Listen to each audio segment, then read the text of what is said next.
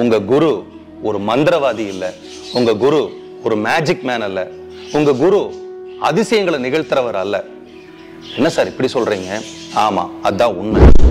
குருநாதர் கிட்ட அவரோட இருப்புல இல்லாம அவர்கிட்ட எனக்கு பொருள் வேணும், பொன் வேணும், எனக்கு கல்யாணம் ஆகல அது சீக்கிரம் நடக்கணும், எனக்கு குழந்தை பிறக்கல அது சீக்கிரம் பிறக்கணும், எனக்கு வேலை கிடைக்கல அது சீக்கிரம் கிடைக்கணும், எனக்கு இது வேணும் அது வேணும் நீங்க போனீங்கன்னா நீங்க ஏமாந்து தான் போவீங்க. இமயமலை அளவுக்கான சாக்லேட் மேல குருநாதர். ஆனா நீங்க குருநாதர்கிட்ட போய் என்ன தெரியுமா கேட்கறீங்க?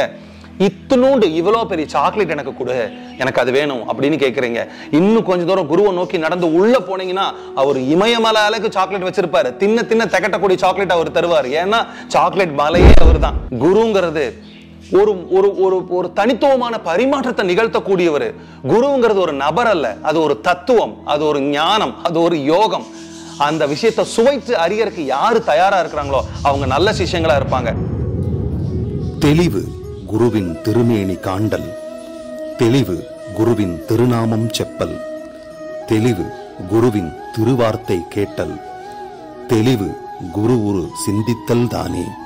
குருவே சரணம். வணக்கம், நான் உங்க ஆத்ம நண்பன் பேசுறேன். பிரம்மஸ்ரீ தவத்திரு திருச்சிற்றம்பலம் சுவாமிகள் குருநாதர் அவர்களோட பொற்பாதங்களை வணங்கிட்டு இன்னைக்கு நம்ம பேச போற விஷயம் என்னன்னா, உங்க குரு ஒரு மந்திரவாதி இல்ல, உங்க குரு ஒரு மேஜிக் மேன் அல்ல, உங்க குரு அதிசயங்களை நிகழ்த்துறவர் அல்ல. என்ன சார் இப்படி சொல்றீங்க? ஆமா, அதான் உண்மை. ஒரு குருநாதர்கிட்ட போகும்போது நம்ம எந்த மாதிரி எதிர்பார்ப்புகளோட போறோம் அப்படிங்கிறத கொஞ்சம் நிதானமா ஒரு இடத்துல உட்கார்ந்து யோசனை பண்ணி பாருங்க. ஒரு குரு கிட்ட போனதையும் குரு உங்களோட வாழ்க்கையை மாற்றணும்னு நீங்க நினைக்கிறீங்க, அது ரொம்ப தவறான விஷயம். மாற்றங்கள் நமக்குள்ள இருந்து வரணும், குருநாதர்கிட்ட இருந்து வரவே வராது. குருநாதர் எதுக்கு இருக்கிறாருன்னா, அவர் ஒரு இருப்பா இருக்கிறாரு, அவர் ஒரு புத்த தன்மையா இருக்கிறாரு, அவர் ஒரு ஞான நிலையா இருக்கிறாரு, அவர் ஒரு யோக நிலையா இருக்காரு, அவர் ஒரு வழிகாட்டியா இருக்காரு. இன்னும் சொல்ல போனா சாலைகள் இருக்கக்கூடிய மைல் கல்லா இருக்காரு. அவரை வச்சுட்டு அவர் மூலமா கிடைக்கக்கூடிய இன்ஃபர்மேஷனை எடுத்துட்டு நீங்க பயணம் பண்றதுக்கு தான் உங்க குருநாதர் உபயோகப்படுறாரு. தவிர அந்த மைல்கல்லே தூக்கிட்டு நம்ம போகணும்னு நினைக்கிறது ஒரு தவறான விஷயம். இன்னொன்னு, நீங்க சாப்பிடுறீங்க, நீங்க மலம் கழிக்கிறீங்க, நீங்க வேலைக்கு போறீங்க, நீங்க உணர்வுகள் உணர்ச்சிகளை அனுபவிக்கிறீங்க, எல்லா விஷயங்களையும் நீங்க முற்படுறீங்க, செய்யறீங்க. ஆனா அதுல நடக்கக்கூடிய நன்மை தீமைகளுக்கு யாரோ ஒருத்தங்களை பழி சொல்றீங்க. அது மட்டும் இல்லாம குரு வந்து நின்று இதெல்லாம் சால்வ் பண்ணி கொடுக்கணும் அப்படின்னு நீங்க நினைக்கிறீங்க. குரு எல்லாமே சால்வ் பண்ணி கொடுக்கணும், குரு உங்களோட ரோல் பண்ணணும், குரு எல்லா இடத்துல இருக்கணும்னா நீங்க எதுக்கு? இப்படிதான் என்கிட்ட ஒருத்தர் வந்து கேட்டாரு, சார் குருநாதர் இருக்காருல்ல, அவர் எல்லாமே பார்த்துக்கிட்டு தானே, நான் எந்த வேலையும் செய்ய மாட்டேன். நான் கேட்டேன், உங்களோட குழந்தை ஸ்கூல்ல படிக்குதுல்ல, பரீட்சை யார் எழுதுறா? நீங்க எழுதுறீங்களா இல்ல உங்க குழந்தை எழுதுதா? நீங்க பெரிய பணக்காரரா இருக்கிறீங்க, அந்த ஸ்கூலே விலைக்கு வாங்கிக்க முடியும், உங்க பையனுக்காக நீங்க படிக்க முடியும், உங்க பையனுக்காக நீங்க என்ன வேணா பண்ண முடியும், உங்க பையனுக்கான தேவையான விஷயங்களை பண்ணி கொடுக்க முடியும். ஆனா பரீட்சையை உங்க பையன் எழுதணும், உங்க பையனோட திறமைக்கான சான்றிதழ் தான் அந்த சர்டிபிகேட்.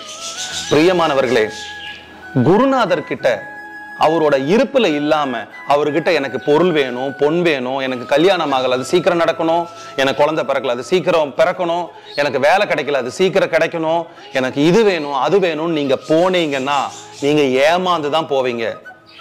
இதுக்கு நம்ம மனிதனோட மனம் என்ன சொல்லுது அப்படின்னா, சரி இந்த குருநாதர்கிட்ட போனோம், நமக்கு பணம் கிடைக்கல, பொன் கிடைக்கல, பொருள் கிடைக்கல, வேலை கிடைக்கல, குழந்தை கிடைக்கல, திருமணம் ஆகல, எக்கச்சக்க விஷயங்கள்.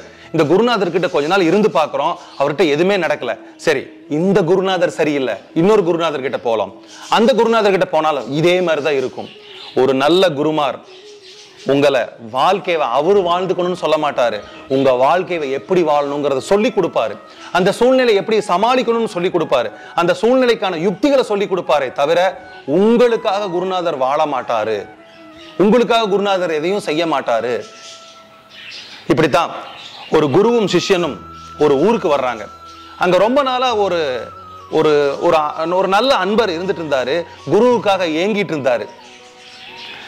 ஒரு குரு கிடைப்பாருன்னு சொல்லிட்டு அவர் ரொம்ப நாள் தவம் இருந்துட்டு இருந்தாரு. அந்த ஊர்க்காரங்களுக்கே தெரியும் இவர் குருவுக்காக ஏங்கிட்டு இருக்காருன்னு. அந்த ஒரு நல்ல நாள்ல ஒரு குருவும் சிஷ்யனும் அந்த ஊருக்கு வர்றாங்க. இதை கேள்விப்பட்ட அந்த நபர் ஓடி வந்து, சுவாமி நீங்க என்னோட வீட்டுல தங்கணும், நான் ஒரு குருவுக்காக ஏங்கிட்டு இருந்தேன், நீங்க வந்துட்டீங்க, வாங்க வாங்கன்னு சொல்லி கூட்டிட்டு போனாரு. இந்த குருவும் அந்த சிஷ்யனும் ஒரு விஷயத்த சொல்றாங்க, நாங்க இன்று இரவு மட்டும்தான் உன் வீட்டுல இருப்போம், நாளைக்கு காலையில ஏர்லி மார்னிங் கிளம்பி போயிருவோம், சாமி நீங்க என்னோட வீட்டுல வந்து பாதம் பதிச்சாலே போதும், எனக்கு அதுவே பெரிய பாக்கியம் அப்படின்னு சொல்றாரு. உடனே இந்த குருவும் சிஷ்யனும் அந்த நபரோட வீட்டுக்கு போய் அந்த இரவு தங்குறாங்க. அந்த நபர் வந்து அவர்னால என்ன முடிஞ்சதோ எல்லாமே பண்ணி கொடுக்குறாரு. அவருக்கு பெரியோரு தோட்டம் இருக்குது, பெரியோரு காடு இருக்குது, நிறைய நிலபுலன்களை வச்சிருக்கிறாரு. ஆனா அந்த நிலபுலன்கள் எல்லாமே சரிவர பராமரிப்பு இல்லாம, விவசாயம் பண்ணாம, அந்த மரங்களுக்கு தண்ணி ஊத்தாம காஞ்சு ரொம்ப வற்றி போய் கிடக்குது. அவர்கிட்ட ஒரே ஒரு மாடு மட்டும்தான் இருக்குது. அந்த மாடுல இருந்து பால் கறந்து அந்த பாலை கொண்டு போய் விற்று அதுல வரக்கூடிய பணத்தை வச்சு அவர் குடும்பம் நடத்திட்டு இருக்காரு. ஒரு சாமானியமான வாழ்க்கையை வாழ்ந்துட்டு இருக்கிறாரு. இந்த குருவும் சிஷ்யனும் இது எல்லாம் அப்சர்வ் பண்றாங்க. இரவு 12 மணிக்கு மேல ஆயிடுச்சு. அந்த நபர் தூங்கிட்டாரு. குருநாதர் தன்னோட சிஷ்யன் கூட வந்திருந்த சிஷ்யன் கிட்ட சொல்றாரு, சிஷ்யா, அந்த ஒரே ஒரு பசுமாட்டை எடுத்துட்டு திருடிட்டு நம்ம அதிகாலை 3 மணிக்கெல்லாம் இந்த வீட்டுல இருந்து ஓடிடணுங்கிறாரு. சிஷ்யனுக்கு ஒரே ஆச்சரியம். சாமி, அவர் பொழப்பு நடத்துறதுக்கு வச்சிருக்கிறதுக்கு ஒரே ஒரு மாடுதான், அதையும் தூக்கிட்டு போனா எப்படி சாமி அவர் பொழப்பு நடத்துவாருன்னு கேட்கறதுக்கு வாய் வரைக்கும் வார்த்தை வந்துச்சு அந்த சிஷ்யனுக்கு. ஆனா தான் குரு சொல்லிட்டா, அதுதான் வேத வாக்கு, மேல இருந்து குதினா கூட குதிச்சிடணும். குரு சொன்ன அந்த வேத வாக்கு அவர் எடுத்துட்டு, நீங்க என்ன சொல்றீங்களோ அதுல ஒரு அர்த்தம் இருக்கும் சாமி, அதுல ஒரு நல்லது இருக்கும் சாமி, நான் அதுக்கு அடி பண்ணிடுறேன்னு சொல்லிட்டு அதிகாலை 3 மணிக்கு அந்த நபர் தூங்கிட்டு இருக்கும் போது இந்த குருவும் சிஷ்யனும் அந்த பசுமாட்டை திருடிட்டு போயிடுறாங்க. அதிகாலையில எந்திரிச்சு பார்த்த அந்த நபருக்கு ஆச்சரியம். இருந்த ஒரே ஒரு பசுமாடு, அதுல பால் கறந்து வித்துட்டு தான் வாழ்க்கையை நடத்திட்டு இருந்தாரு. அவர் அந்தோ பரிதாபம், அந்த நிலை அப்படியே இருக்குது. 1 வருட காலம் போயிடுச்சு. 1 வருட காலத்துக்கு அப்புறம் இந்த சிஷ்யன், அதாவது குருவோட வந்த சிஷ்யனுக்கு மனம் பிராண்டது. ஐயோ, குருவோட சேர்ந்து நம்ம தப்பு பண்ணிட்டோமோ, அந்த நபர்கிட்ட இருந்த ஒரே ஒரு பசுமாட்டை நம்ம திருடிட்டு வந்துட்டோமே, அவன் என்ன பண்ணுவான் ஏது பண்ணுவான், என் மனசு இடம் கொடுக்கல, குருநாதர் கிட்ட சொல்லாம நான் போய் பார்த்துட்டு வர்றேன்னு சொல்லிட்டு 1 வருடம் கழிச்சு அந்த சிஷ்யன் வந்து அந்த ஊருக்கு அந்த நபரை பார்க்கறதுக்கு வர்றாரு. அந்த நபரை பார்க்கறதுக்கு அந்த வீட்டுக்கு வரும்போது அவர் கண்ட காட்சிகள் அவரை பிரமிப்புல ஆழ்த்திருச்சு. தன்னோட குருநாதர் பண்ண செய்கையை நினைச்சு அவருக்கு புல்லரிச்சு ஆனந்த கண்ணீர் வழிய ஆரம்பிச்சிருச்சு. அங்கேயே கீழே படுத்து குருவே சரணம் குருவே சரணம் கத்தி ஆர்ப்பரிக்க ஆரம்பிச்சிட்டாரு. அந்த நபர் அப்ப வர்றாரு.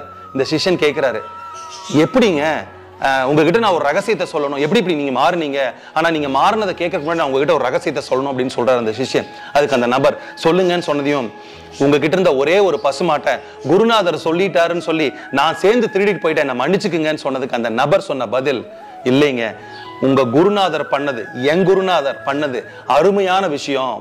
நான் வந்து ஒரே ஒரு பசுமாட்டை வச்சுட்டு சுத்தி இருக்கக்கூடிய அத்தனை காடுகளையும் அத்தனை பயிர்களையும் பயிர் செய்யாம நான் வந்து வேஸ்ட் பண்ணிட்டு இருந்தேன். இந்த பசுமாடு போனதுக்கு அப்புறம் எனக்குள்ள இருக்கிற சக்தியை தட்டி எழுப்பினார் குருநாதர், எனக்குள்ள இருக்கக்கூடிய திறமைகளை வெளிக்கொண்டாது குருநாதர், எனக்கு இயலாமை வந்து தூக்கி வீசினாரு, என்னால முடியுங்கிற நம்பிக்கை கொடுத்தார் குருநாதர். குருநாதர் பக்கத்துல இருந்தாலும் இல்லைனாலும் அவரோட இருப்பு எனக்கு வேலை செஞ்சது. 1 வருடம் நான் ரொம்ப கஷ்டப்பட்டேன். இந்த பயிர்களை விளைவிக்கிறக்கும் இந்த மரங்களுக்கு தண்ணி ஊத்தி ரொம்ப நல்லா பாதுகாத்துக்கிட்டேன். அது அழகா எனக்கு விளைச்சலை கொடுத்தது. இப்ப இந்த ஊர்ல பெரிய பணக்காரன் நான் தான் அப்படின்னு சொன்னாராமா. பிரியமானவர்களே, குருநாதருக்கு தெரியும் உங்களுக்கு என்ன பண்ணணும், எப்ப பண்ணணும், எப்படி பண்ணணுங்கிறது அவருக்கு தெரியும். நீங்க போய் அற்பமான விஷயத்துக்காக எனக்கு வந்து காசு வேணும், பணம் வேணும், பதவி வேணும், குழந்தைங்க வேணும், திருமண தடையில் இருக்குது, எனக்கு அப்படி வேணும் இப்படி வேணும், எந்த எதிர்பார்ப்புகளும் இல்லாம ஒரு குருநாதர் கிட்ட நீங்க போனீங்கன்னா உங்களுக்கு தேவையான எல்லா விஷயங்களும் கிடைக்கும். இங்க பாருங்க, குருநாதர்ங்கிறது இமயமலை அளவுக்கு சாக்லேட் மாதிரின்னு வச்சுக்கோங்களேன். இமயமலை அளவுக்கான சாக்லேட் மலை குருநாதர். ஆனா நீங்க குருநாதர் போய் என்ன தெரியுமா கேட்கறீங்க, இத்தினூண்டு இவ்வளவு பெரிய சாக்லேட் எனக்கு கொடு, எனக்கு அது வேணும் அப்படின்னு கேட்கறீங்க. இன்னும் கொஞ்ச தூரம் குருவை நோக்கி நடந்து உள்ள போனீங்கன்னா அவர் இமயமலை அளவுக்கு சாக்லேட் வச்சிருப்பாரு. தின்ன தின்ன திகட்டக்கூடிய சாக்லேட் அவர் தருவார். ஏன்னா சாக்லேட் மலையே அவர் தான். குரு கிட்ட இது வேணும் அது வேணும்னு கேட்கறதுக்கு பதிலா எப்பவெல்லாம் குரு கிட்ட உங்களால உட்கார்றதுக்கு வாய்ப்பு கிடைக்குதோ அங்கெல்லாம் உட்காருங்க. அவர்கிட்ட இருந்த டிரான்ஸ்ஃபர்மேஷனை அனுபவிங்க. பிரியமானவர்களை, நான் ஒரு ரகசியத்தை சொல்லணும்னு விரும்புறேன். எங்க குருநாதர் பிரம்மஸ்ரீ தவத்திரு திருச்சிட்டம்பலம் சுவாமிகள் அவர்கள் கிட்ட என் இளமை வயதிலிருந்து எனக்கு கல்யாணமாய் குழந்தை வர வரைக்கும் நான் அவர் கூட இருந்தேன். அப்ப ஒவ்வொரு சமயத்திலையும் எனக்கு ஏதாவது வேணும்னு நினைச்சிட்டு அவரோட வாசப்படியில நான் காலை வச்சேன்னா எல்லாம் டிஸப்பியர் ஆயிரும், எல்லாம் காணாம போயிடும். அவரோட இருப்புல நான் போய் உட்கார்ந்துட்டு இருக்கும்போது நான் ஆனந்தமா இருப்பேன், சந்தோஷமா இருப்பேன், கலிகூர்ந்து இருப்பேன். குருநாதர் என்கிட்ட எந்த வார்த்தையும் பேச மாட்டார். பாடா கண்ணா உட்கார்றான்னு சொல்லுவாரு.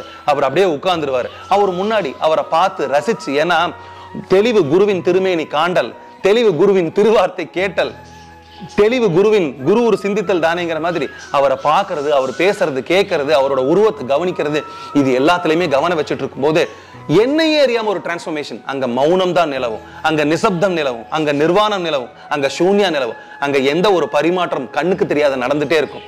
நான் திருப்பி ஆசிரமத்தில் வெளியே வந்து பஸ் ஏறி பொள்ளாச்சி போனதுக்கு அப்புறம் தான் நான் என்ன பண்ணிட்டு இருந்தேன் இவ்வளவு நேரங்கிறதே எனக்கு ஞாபகத்துக்கு வரும். குருங்கிறது ஒரு ஒரு ஒரு ஒரு தனித்துவமான பரிமாற்றத்தை நிகழ்த்தக்கூடியவர். குருங்கிறது ஒரு நபர் அல்ல, அது ஒரு தத்துவம், அது ஒரு ஞானம், அது ஒரு யோகம்.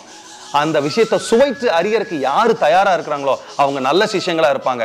எனக்கு இது வேணும் அது வேணும்னு கேட்கக்கூடிய சிஷ்யனுக்கு எதுவும் நடக்காது, ஏமாற்றம் தான் மிஞ்சும். இந்த குரு வேண்டாம், அந்த குரு வேண்டாம், அந்த குரு வேண்டாம்னு போய்கிட்டே இருக்காதீங்க.